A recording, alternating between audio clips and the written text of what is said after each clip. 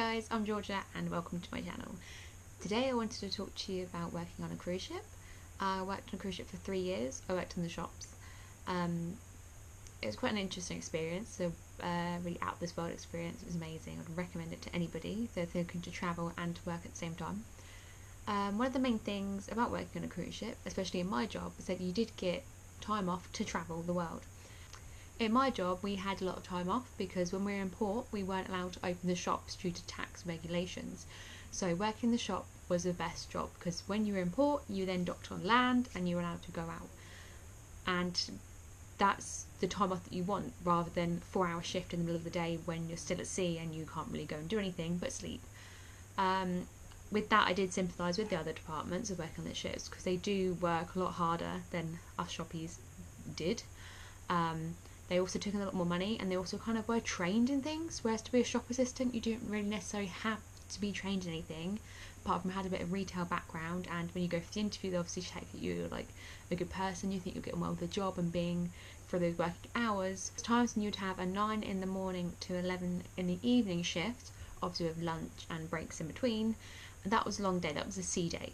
It varies in different shops on different ships and companies, whether they want to stay open until 10 or 11, sometimes 12, or what times they want it to open, and whether they'll be shut during the day or port days and stuff like that.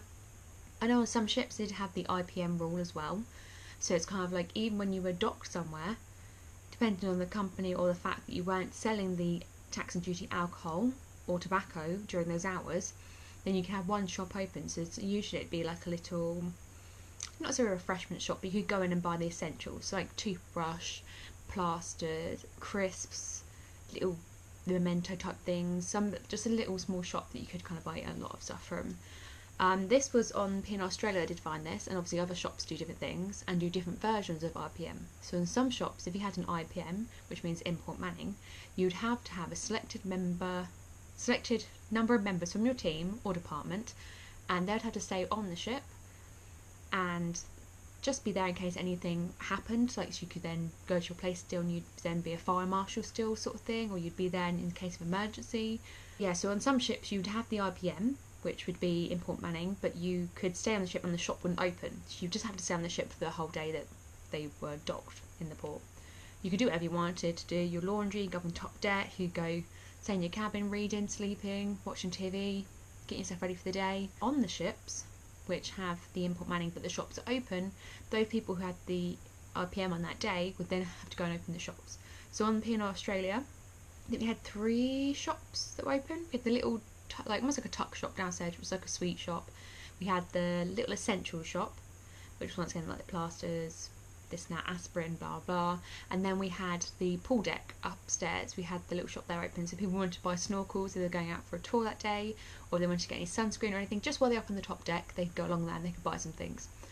Once again, it varies from ship to ship and it's a little bit different. But what else? Working on ships was the most amazing thing that I think I've probably done. I've travelled so much of the world, seen so many places that I would have never imagined going to, because a lot of time you need the money to plan to go to these places. Like I've been to Israel, I've been to Jordan, I've been to like Dubai and everything like that, and some of those places I would never thought of travelling to, but because I've been given the opportunity to, they'll be definitely then on my bucket list. Travelling on ships and working on ships is an easy way, a cheaper way too, to travel.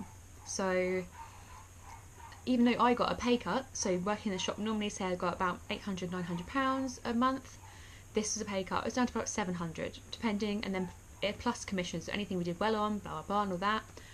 But if you think about it, the way I saw it anyway, was that £300 sort of pound mark. You wouldn't be able to pay that per month to travel to these many places and get to see these places all in a month. And it's usually about a 6-month contract. So you think that is a pretty good deal that you've got to travel that far or go to these places so many times when you wouldn't be able to pay for that in a month to be off travelling all the time. And the hours are pretty good as well for it. Some ships you work on also have overnights, so as long as you have IPM on the days, you must have like 2 or 3 days off in a row. So for example, we were doing our Baltic season, and within a space of maybe like 2 weeks we had an overnight in Russia, so we had 2 days there, and then in the next week we had 3 days there. So we almost had like 5 days in Russia within the space of 2 weeks. Also, working on ships, they ask you to take part in safety drills. So you basically, before you go away, you have a week's training or more. You have a week's training, involves things like just jumping into the sea, going into fires, wearing the equipment, learning how to do first aid and everything. And they don't expect you to do that when you go on the ship, obviously, again, depending on your experience and your role that you're in. So if you're an officer, they expect you to have some more fire safety training, but they definitely would put you through that and you'd be trained to do that. For us in the shops, we were very much like stairway guides, or we would mark the people off as they got there, we would lead them, we'd have the paddle and lead them out. Which was quite fun, and it was nice to stand out on the deck and see all the new faces at the beginning of each cruise, because a lot of time the safety drills would be, I think it's like once every 12 days, 14 days. It may change once again, very ship to ship, but you'd have one as soon as the passengers got on, an hour before you were set to sail. You'd go through, so everyone would bring their life jackets down to the hull just so they knew where they were going in case of emergency, and you could always be training and up doing your skills, and you would get into that routine, because when an emergency happens, some people lose their heads a bit, but as long as you've done it again and again and again, it becomes a routine and you're more easily to go back to that and be able to just be calm and carry on rather than have to think too much about things. The safety drill, sometimes through the middle of a cruise as well, if it's quite a long cruise, or if new passengers came on, a certain percentage of passengers or crew. You'd also have crew drills in between as well, so you may have a passenger drill the first day of the cruise, let's say this on the 12th of the month, but then a few days later, on the 15th, you may have a crew drill already scheduled. So whether you've already done a passenger drill in that cruise or not, the crew drill is still essential. It's your first week. Don't expect to get off too much or have too much free time, because you do have to attend the safety meetings and also just getting into the hang of things. So you'd have meetings with HR as well, and just so you can meet new people, or you can show and have the experience of the ship, or sometimes some ships may have regulations or how they want their ships to be run. So if it's a very high class ship, like a 5-star ship or something, they would have classes to kind of teach you how they want their customer service to be. Always smiling, always happy. Have maybe 2 weeks of like training, quite full on. You'd have time off in between, but you'd know when your training's set when you first get on the ship. But it does come quite handy because you get to learn the layout of the ship a bit more. You get to make friends, you get to meet people who are new, and also a lot of returning crew members come back as well, so they may have different experiences, so you can learn a bit from everyone. The hardest part of being on ships for me was being away from my family. If you think about it, it's 6 months or more when you're away from your family. Obviously you do talk to them, you can text them, message them, call them, you still get signal and stuff. You can buy Wi-Fi on the ship so you can keep in contact with them. You obviously go ashore and you find Wi-Fi, like go to a cafe, you get that, you get a signal from your mobile. So you get to do that and keep in contact with them, but it's just not the same thing as having them there.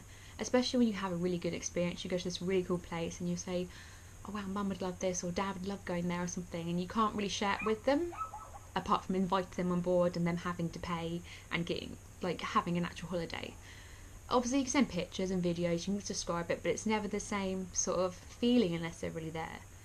I did find when I came back from ships as well, I'd be talking to people about, oh, and this happened, or this sort of experience happened, and people sometimes can't necessarily relate to you completely because of your experience is different. It's hard to explain what it's like on ships. Like, you do get close to people very, very quickly. You become a family within a week sometimes. You share your living space with people, you share a cabin with people, you're with the same people 24/7 for 6 months pretty much. So on ships, as much as they take working hard very seriously and passenger life very seriously too, it is a very good opportunity to have a lot of fun.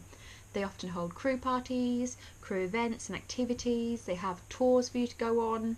You can go and be a tour escort, so you can go out on tours with the passengers as well.